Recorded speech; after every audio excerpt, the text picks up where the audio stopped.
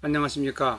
오늘은 명도 협상 결정권자와 1대1로 하라 라는 제목으로 어제 국회 방일 의원단이 일본 자민당 간사장을 만나지 못한 뉴스를 보고 명도 협상 시 대화 창구 일원화의 중요성과 신속한 협상 요령에 대하여 제 나름대로 생각을 말씀드리겠습니다.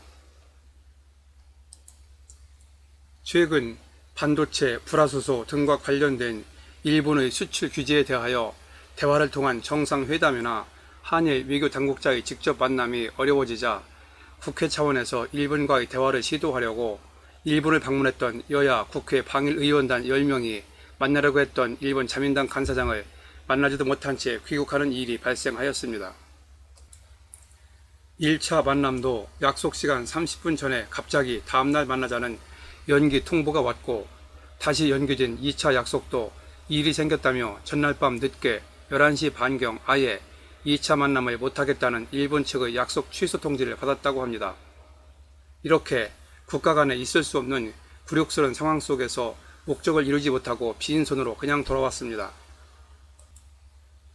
이번 국회 방일의원단 일원 가운데 한 명인 한 야당 전 대표의 뒷얘기를 들어보니 방일의원단 대표 단장은 미리 확실하게 약속이 된 것도 아닌데 일단 한국에서 국회 차원의 방일의원단이 가면 자민당 간사장이 만나주겠지 하는 막연한 기대를 가지고 간 것 같은 느낌이 든다고 인터뷰한 것을 보았습니다. 만약 그게 사실이라면 상식적으로 소위 보여주기식의 만남 자체에만 목적을 둔 것이 아닐까 하는 생각이 들고, 객관적으로도 한 나라의 국회의원들로서 너무나 어이없는 처사를 했다고 생각합니다. 이번 일을 답답한 마음으로 지켜보면서 실전 경매에서 명도 협상을 할 때와 관련하여 제 생각을 말씀드릴까 합니다.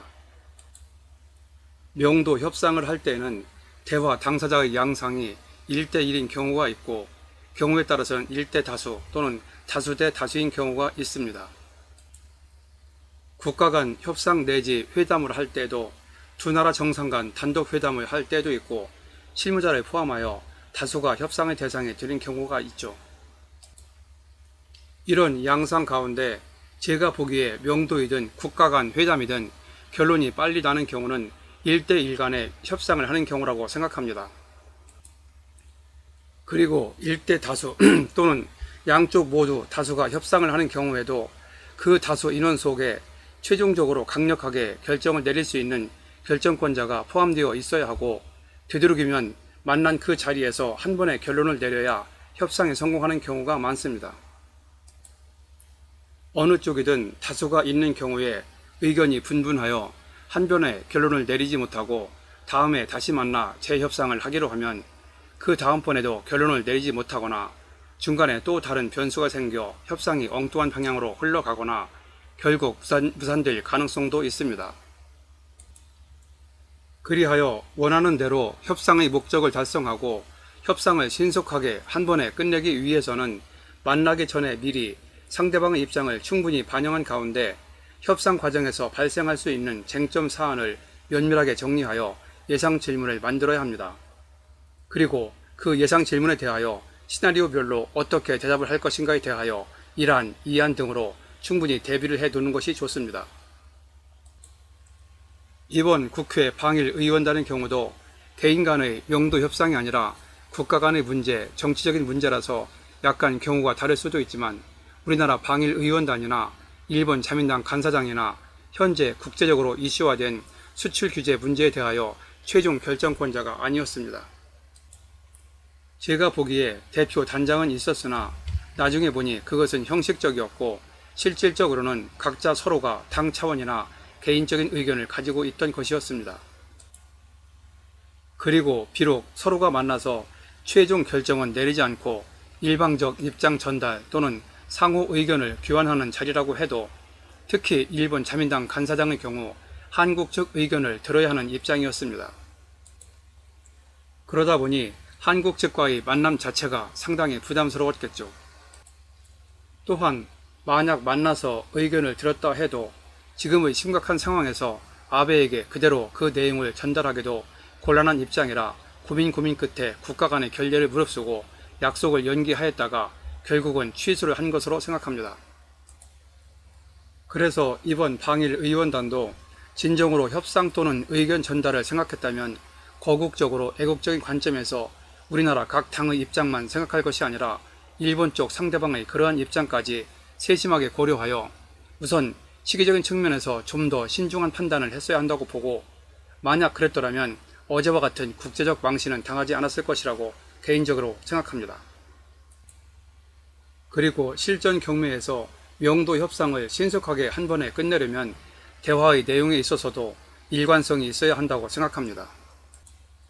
1대1로 만난 경우에도 처음에 했던 말과 나중에 하는 말이 서로 다르게 되면 다시 생각을 정리하여 협상해야 하므로 자칫 협상이 길어지거나 원하는 대로 결정이 안 나기 쉽습니다.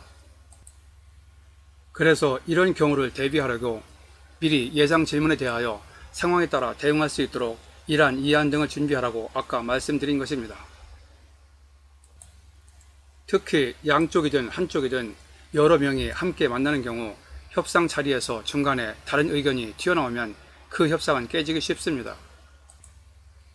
그리하여 다수가 만날 때도 절대적인 결정권을 가진 사람이 주로 대화를 하고, 중간에 중대한 내용의 다른 의견이 생겨도 함께 있는 자리에서 그 얘기를 하는 것이 아니라 잠시 다른 데에서 의견을 통일한 후 다시 협상을 이어가는 것이 좋습니다. 주로 공장, 대형 상가, 빌딩 등에서 여러 명이 명도 협상을 하는 경우가 종종 생기는데, 제가 보기에 가장 좋은 것은 다수가 만난다고 해도 나머지는 가까이에서 대기를 하고 협상 테이블에는 결정권자 한 명씩만 앉는 것이 신속하게 한 번에 협상을 끝내기 위한 방법이라고 생각합니다. 만약 이쪽은 혼자인데 상대방이 다수인 경우는 상대방도 결정권자 한 명만 나오라고 강력하게 요구를 하고, 혹시 상대방 쪽에서 그렇게 못하겠다고 하면 협상 자체를 아예 다음으로 미루겠다고 하면서 일단 그 자리를 뜨는 것이 좋은 경우가 많습니다. 그리하여 다음에 한 명만 나오겠다고 연락이 오면 그때 협상을 하는 것이 좋지요.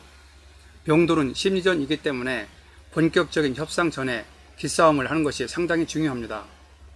남북회담도 만나자마자 먼저 기싸움을 하는 경우가 많은 것을 보셨을 것입니다. 그렇게 개인이든 단체이든 국가이든 협상에서 상대방에게 끌려가는 모습을 보이면 원하는 대로 협상을 하기가 힘들어집니다. 이와 같이 명도 협상에서는 우선 상대방을 기선제압하고 끌려다니지 않으면서 일관성 있는 자세로 임한다면 거의 원하는 대로 협상을 하실 수 있을 것입니다. 이번 방일 의원단의 경우를 다시 한번 살펴보면 철저한 사전 준비 미흡으로 일본 자민당 간사장은 결국 만나지도 못했습니다.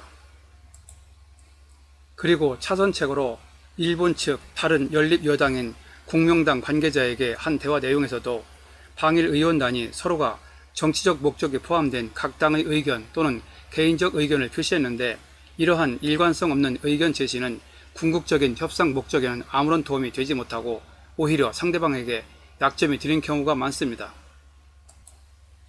일관성이 없는 내용으로 중구난방 협상을 하는 경우는 사공이 많으면 배가 산으로 간다는 속담과 똑같은 결과가 오게 되고 다음 협상도 어렵게 만드는 안타까운 일이 되고 마는 것입니다.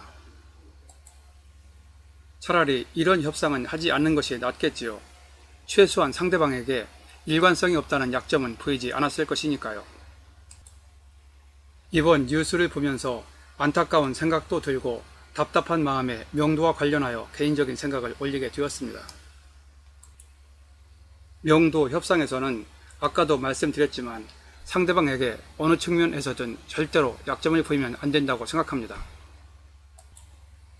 제 의견과 다른 분도 많이 계실 것이나 그간 제 경험을 토대로 말씀드린 것이니 양해하시고 참고할 것만 참고하시어 명도 협상을 하시면서 좋은 결과 있으시길 빕니다.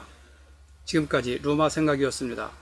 참고로 이번 회차 관련 유튜브를 안내해드리니 시간 날 때 들어보시기 바랍니다.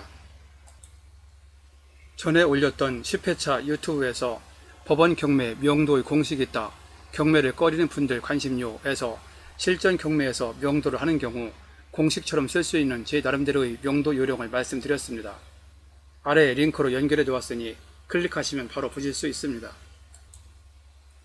그리고 제가 만든 유튜브는 1회부터 40회차까지만 듣고도 혼자서 웬만한 경매는 실전으로 지금 즉시 하실 수 있도록 핵심 요령 위주로 설명되어 있으니 참고하시기 바랍니다. 본 내용이 여러분에게 도움되었다고 생각되시면 아래에 있는 좋아요와 구독 버튼을 눌러주세요. 좀 더 알찬 내용을 만드는 데 큰 힘이 됩니다. 참고로 구독은 무료입니다. 감사합니다. 그럼 다음에 또 뵙죠.